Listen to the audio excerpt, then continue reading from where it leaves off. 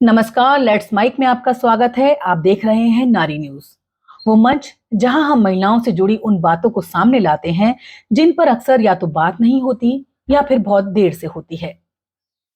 आज की कहानी उन लाखों महिलाओं की है जो भारत की स्वास्थ्य, पोषण और बाल शिक्षा व्यवस्था को संभालती हैं, पर जिनकी अपनी जिंदगी अभी भी असुरक्षा और संघर्ष से घिरी हुई है। हम बात कर रहे हैं दाई, सहायिका यानी आशा वर्कर और आंगनबाड़ी कार्यकर्ता की। गांव के सन्नाटे में जब किसी घर से प्रसव की पुकार उठती है तो सबसे पहले पहुंचती हैं दाई।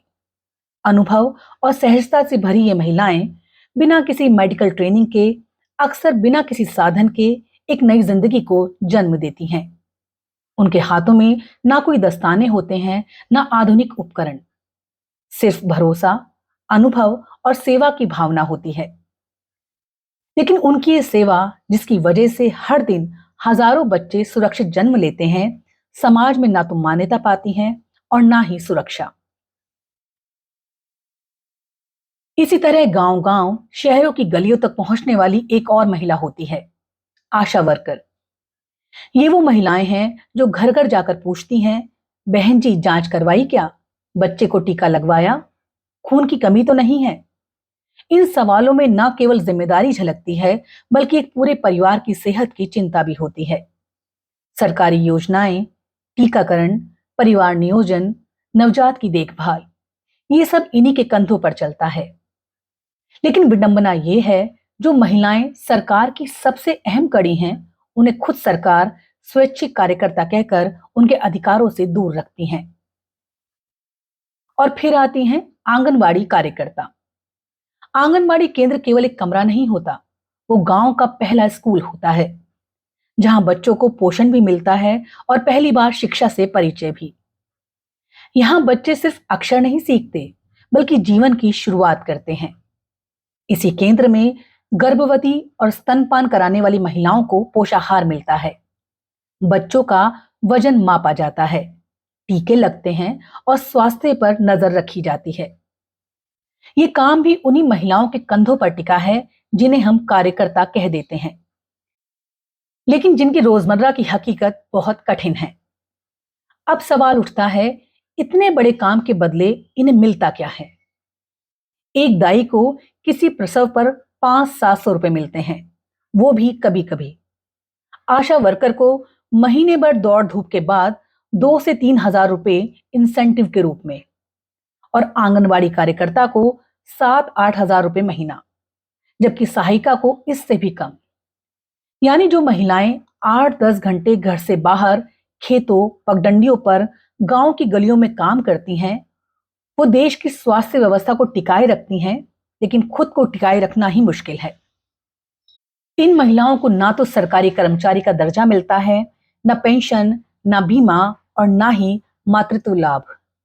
अगर काम के दौरान चोट लग जाए या कोई दुर्घटना हो जाए तो कोई मुआवजा तय नहीं, और अगर किसी योजना की फाइल अटक जाए तो महीनों तक उनका इंसेंटिव भी रुक जाता है। सरकार इन्हें कर्मचारी नहीं बल्कि स्वैच्छिक कार्यकर्ता मानती है, यानी मानो ये कोई सेवा कर रही हो, पेशेवर काम नहीं। लेकिन सोचिए, क्या कोई महिला सेवा भाव से रोजाना 8 से 10 घंटे फील्ड में काम कर सकती है, बिना वेतन के भरोसे? कोविड के समय सच्चाई और भी स्पष्ट हो गई थी। जब पूरा देश घरों में बंद था, तब यही आशा और आंगनवाड़ी वर्कर घर घर पहुंची। उन्होंने संक्रमण की जांच की, वैक्सीनेशन का रिकॉर्ड रखा और लोगों को जागरूक किया। सैकड़ों महिलाएं संक्रमित हुई, कई की जान भी गई, लेकिन उन्हें ना सुरक्षा दी गई और ना सम्मान। कई राज्यों में उनका इंसेंटिव महीनों तक अटका रहा। उन्हें पीपीई किट या मास्क तक नसीब नहीं हुए। फिर भी उन्होंने हार नहीं मानी। उन्होंने दिखा दिया कि असली कोरोना वॉरियर्स कौन हैं। लेकिन जब सम्मान की बारी आई तो उन्हें भुला दिया गया। इन महिलाओं के काम का दायरा लगातार बढ़ रहा है, लेकिन वेतन वहीं का वहीं है। सरकार के पास इनका कोई अद्यतन डेटा तक नहीं है। कितनी महिलाएं हैं, कितनी रिटायर हो चुकी, कितनी नई जुड़ी हैं। और ऊपर से प्रशासनिक दबाव। हर महीने कई कई फॉर्म भरने पड़ते हैं। आंगनबाड़ी कार्यकर्ता को बच्चों का वजन, टीकाकरण, पोषाहार, शिक्षा, हर चीज का अलग रजिस्टर भरना पड़ता है। आशा वर्कर को मातृत्व, टीबी, मलेरिया, परिवार नियोजन से जुड़े डाटा भेजने पड़ते हैं। डिजिटल ऐप भी दिया गया है, लेकिन कई जगह नेटवर्क नहीं होता, फोन नहीं चलते। फिर भी उनसे समय पर रिपोर्ट मांग ली जाती है और अगर रिपोर्ट देर से जाए तो इंसेंटिव काट लिया जाता है। इस बीच उनके निजी जीवन की चुनौतियां अलग हैं। घर की जिम्मेदारी, बच्चों की देखभाल, परिवार का दबाव और फिर भी फील्ड में रोज मौजूदगी। रात में डिलीवरी केस आने पर तुरंत निकल पड़ना, जंगल या रेतीले रास्तों से गुजरकर किसी गर्भवती को अस्पताल पहुंचाना, ये रोज का हिस्सा है।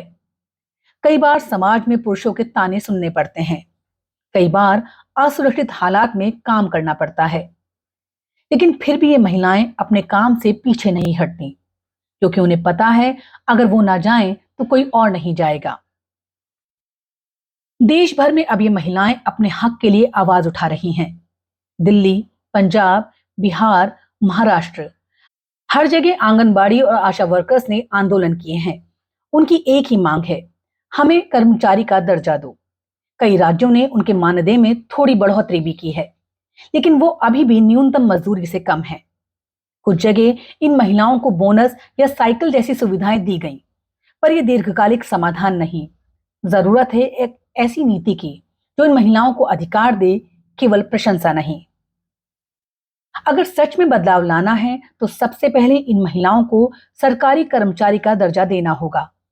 तय वेतन, सामाजिक सुरक्षा, बीमा और पेंशन जैसी सुविधाएं देनी होंगी। इनके काम को केवल स्वैच्छिक सेवा कहकर दरकिनार नहीं किया जा सकता। इन्हें भी वही सम्मान चाहिए जो किसी शिक्षक या नर्स को मिलता है। साथ ही फील्ड पर काम करने के लिए सुरक्षा के इंतजाम, शिकायत निवारण प्रणाली और मानसिक स्वास्थ्य सहायता भी जरूरी है, क्योंकि महिलाएं रोज लोगों की समस्याएं सुनती हैं, बीमारियों से जूझती हैं, लेकिन खुद के लिए कोई सुनने वाला नहीं होता। इनके बिना सरकार की कोई भी जन स्वास्थ्य योजना पूरी नहीं हो सकती। फिर भी ये एक विडंबना है कि जो महिलाएं देश को स्वस्थ और पोषित बनाती हैं, वो खुद कुपोषित अधिकारों में जी रही हैं। ये सिर्फ नीतिगत नहीं बल्कि नैतिक सवाल भी है कि क्या हम उन हाथों को अनदेखा कर सकते हैं जो हमारी नई पीढ़ी को संभालते हैं। अब समय है हम केवल तारीफ से आगे बढ़ें। इन्हें सम्मान सिर्फ शब्दों में नहीं बल्कि नीतियों में मिलना चाहिए। जब कोई दाई किसी प्रसव में माँ और बच्चे दोनों की जान बचाती है, जब कोई आशा वर्कर किसी दूर गांव में वैक्सीनेशन का काम पूरा करती है, और जब कोई आंगनबाड़ी कार्यकर्ता किसी बच्चे को पहली बार पढ़ना सिखाती है, तो वो सिर्फ सेवा नहीं कर रही होती, वो राष्ट्र निर्माण कर रही होती है।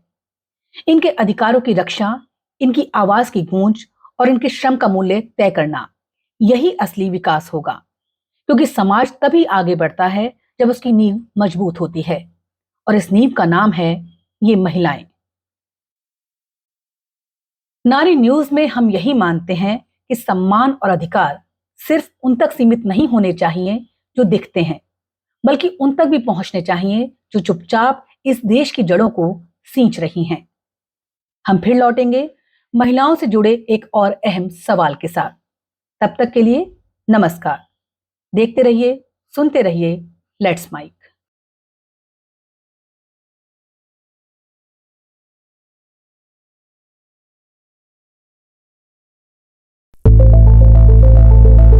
It's time for news. It's time for more than radio. Presenting the first radio news app, Let's Mic. Let's Mic, a news-based app on your phone where you get to watch and listen news, talk shows, interviews, radio show podcasts. On Let's Mic, you get all relevant information of TV, print, radio, podcast, and digital. Let's Mic talks about every segment of life.